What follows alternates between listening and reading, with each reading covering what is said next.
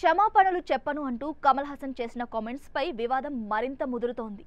దీనిపై కన్నడ సినీ పరిశ్రమ ఆగ్రహం వ్యక్తం చేసింది.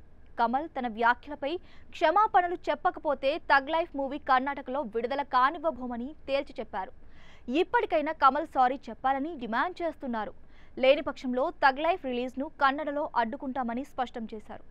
ఇప్పటికే పలు కన్నడ సంఘాలు కమల్ హాసన్ కామెంట్స్ పై తీవ్ర స్థాయిలో మండిపడుతున్నాయి. కమల్ సినిమాను కర్ణాటకలో పూర్తిగా నిషేధించాలని కోరుతున్నాయి. కమల్ హాసన్ కామెంట్స్ పై Karnataka film chamber of commerce ఘాటుగా స్పందించింది.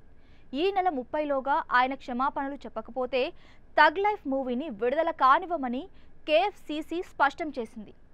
కమల్ హాసన్ పై తమకు ఎలాంటి సానుభూతి లేదని, కన్నడ సంఘాలతో కలిసి రాష్ట్ర వ్యాప్తంగా నిరసనలు చేపడతామని హెచ్చరించింది. మరోవైపు రేపటిలోగా కమల్ హాసన్ బహిరంగ క్షమాపణలు చెప్పకుండే తగ్ లైఫ్ సినిమాను విడుదల కానివ్వమని కేఎఫ్సిసి మాజీ అధ్యక్షుడు గోవిందు వార్నింగ్ ఇచ్చారు. కర్ణాటక కేఎఫ్సిసి అధ్యక్షుడు నరసింహులు మాట్లాడుతూ కమల్ హాసన్ తగ్ లైఫ్ సినిమాను నిషేధించాలని కన్నడ సంస్థలు డిమాండ్ చేస్తున్నాయి. అందుకే ఈ విషయంపై ఇప్పటికే సమావేశమై చర్చించామని, కమల్ తప్పు చేశారని నిర్ధారించామన్నారు.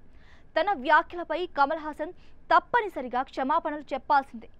ఇదే అంశంపై ఆయనతో మాట్లాడేందుకు ప్రయత్నిస్తున్నామని కేఎఫ్సిసి మాజీ అధ్యక్షుడు గోవింద్ చెప్పారు. ఇటీవల ఆయన నటించిన తగ్ లైఫ్ సినిమా ఈవెంట్లో కమల్ హాసన్ చేసిన కామెంట్స్ వివాదానికి దారితీశాయి. తమిళం నుంచే కన్నడ భాష పుట్టిందని ఆయన అన్నారు. దీంతో ఆయన చేసిన కామెంట్స్ పై కర్ణాటక వ్యాప్తంగా తీవ్ర వ్యతిరేకత వ్యక్తమవుతోంది. దీనిపై కన్నడ సంఘాలు పెద్ద ఎత్తున నిరసన చేపట్టాయి. అయితే ఈ విషయంలో తాను క్షమాపణ చెప్పేది లేదని కమల్ హాసన్ స్టేట్మెంట్ ఇవ్వడంతో వివాదం మరింత ముదురుతోంది.